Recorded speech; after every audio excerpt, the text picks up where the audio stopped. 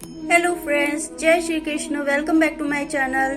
Friends, आज मैं आपके लिए एक ऐसी घटना लेकर आई हूँ जो कि मेरे साथ घटी है और जिसके प्रभाव में आकर मैंने अपने ही लल्ला को किसी और को सौंप दिया है और बाद में मुझे पछताना पड़ रहा है।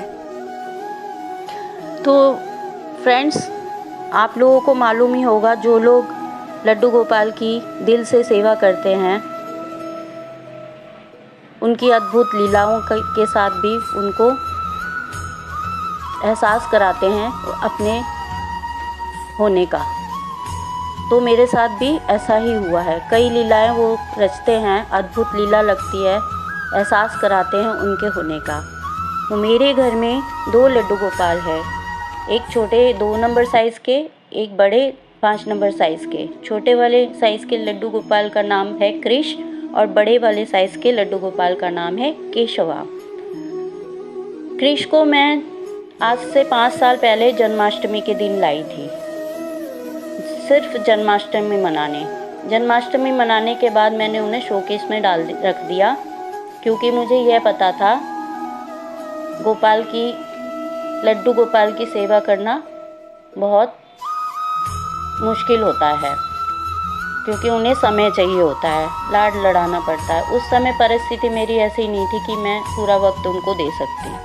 1 साल के बाद मुझे एहसास हुआ कि मैं बहुत गलत कार्य कर रही हूँ, मैं इनकी सेवा करूँगी।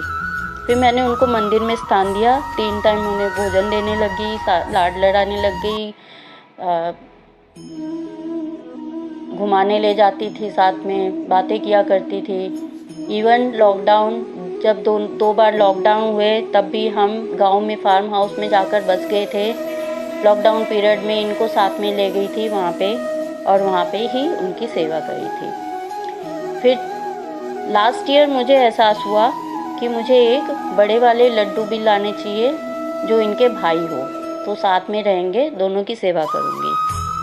फिर मैं जन्माष्टमी के दिन बड़े वाले लड्डू गोपाल ले आई, उनका नाम केशवा रखा। अब दोस्तों, ऐसा होता है ना कि परिवार में जब नए बच्चे का जन्म होता है तो हम बड़े वाले बच्चे को, जो बड़ा हो जाता है, उसकी तरफ ज़्यादा ध्यान नहीं दे पाते, क्योंकि उसको, छोटे बच्चे को ज़्यादा ज़रूरत पड़ती है। तो यही समझ के मैंने केशवा को ज़्यादा केयर करना शुरू कर दिया। अब मुझे नहीं मालूम था कि ये चीज़ हम करते तो हैं, लेकिन हमें दोनों को बराबर सेवा करनी चाहिए, क्योंकि वो ईश्वर है, ईश्वर सब में समान है। मैं कभी पहले एक टाइम में छोटे वाले लड्डू गोपाल को घुमाने ले जाती थी, लेकिन अब क्या करती थी, इनको, छोटे वाले को घर में भोजन देकर इनको साथ में लेके बड़े वाले को लेकर चली जाती थी। अब हुआ ये कि एक बार हम लोग फार्म हाउस में गए और केशवा को लेकर गए और कृष को घर में छोड़ गए 1 वीक के लिए। जब हम वापस आए, देखा घर में चूहों का उत्पात हो गया। छोटे छोटे चूहे चारों तरफ फैले हुए थे, घर में स्मेल थी, जगह जगह गड्ढे कर रखे थे। आप यकीन नहीं मानेंगे, कंक्रीट के दीवार पे उन्होंने छेद कर रखे थे और दिन पर दिन उनकी उत्पात बढ़ता जा रहा था। हमने बहुत उपाय कर लिए, पर कहीं से छुटकारा नहीं मिल रहा था। घर में कलेश बढ़ते जा रहे थे। मेरे को ताने सुनने को मिलते थे कि 2-2 गोपाल ले आई है, करना नहीं आता, समय नहीं है, सारा अस्त व्यस्त कर रखा है। तो मैंने तंग आकर मैंने छोटे वाले लड्डू गोपाल को मेरी फ्रेंड को सौंप दिया। अब मुझे ऐसे लगने लगा कि शायद ये लड्डू गोपाल की लीला है, वो जान के चूहे ले आए हैं। वो चाहते नहीं हैं, वो चाहते हैं कि मैं सेवा नहीं कर पा रही, तुम किसी और को दो। तो मेरे अंदर यही भाव आया कि शायद अच्छी मैया चाहिए उनको। तो मैंने अपनी फ्रेंड से बात करी, उन्होंने कहा, शौक़ से उन्होंने बड़े खुशी से मेरे छोटे लड्डू गोपाल को ले लिया और मैं भी बहुत खुश। लेकिन घर आके मेरे को ऐसे लगने लगा कि जैसे घर से छोटा बालक कुछ दिनों के लिए नानी के घर में जाता है तो घर कैसे खाली खाली लगता है, घर का कोई भी मेंबर घर से चला जाए तो घर खाली खाली लगने लगता था। तो मेरा मंदिर सूना सूना लगने लग गया। बड़े वाले लड्डू गोपाल भी उदास से रहने लग गए। समझ में नहीं आ रहा था। और असली लीला अब शुरू होने वाली है, क्योंकि जिस दिन मैंने लड्डू गोपाल को अपनी सहेली के घर में दिया, उसके अगले दिन से चूहे सारे गायब हो गए ऑटोमेटिकली। 1 महीने उन्होंने तंग किया। जब तक मैंने छोटे लड्डू गोपाल को अपनी सहेली के घर में नहीं भेजा, तब तक घर में चूहों का उत्पात रहा। ये आश्चर्य की बात है, जैसे ही वो घर से गए तुरंत घर से चूहे भी चले गए। अब वो चले तो गए थे, लेकिन मेरा मन नहीं मान रहा था, मैं दुखी लग रही थी। इवन बड़े वाले लड्डू गोपाल के भी चेहरे पे भाव ऐसे आते थे जैसे वो मिस कर रहे हो छोटे वाले को।